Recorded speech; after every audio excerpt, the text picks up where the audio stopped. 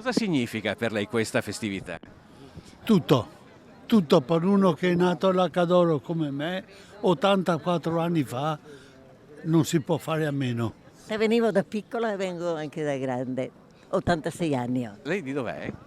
Di Campodarsego, Senta, lei viene spesso qui quando c'è la... anni. Perché?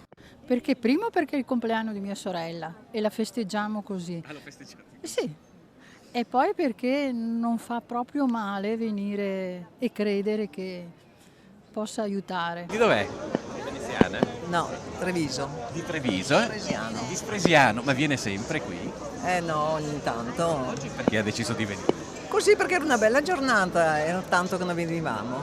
È una festa di tutti i veneti questa, non solo Esatto, esatto. Qual è il ricordo più bello che ha di questa, della festa della salute?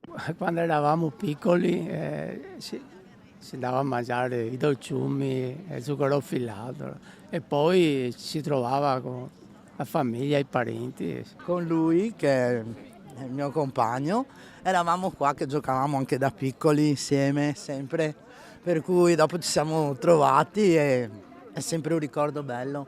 Da dove arriva? Da Palermo. Ah, quindi è la prima volta che venite qui? Siamo qua. Ah, abitate qui a Venezia? A Venezia, sì. E avete preso la tradizione, insomma, veneziana. Ormai siamo diventati veneziani, dopo 30 anni. Cos'è che le piace della festa della Madonna della Salute? Che ricordi ha? L'opera in sé della chiesa, della basilica mi piace moltissimo, vedere la Madonna Nera, l'atmosfera ancora venezianissima del luogo che è molto importante da mantenere. Molto freddo, molta gente, ma una festa molto bella. Venezia è la festa dei veneziani.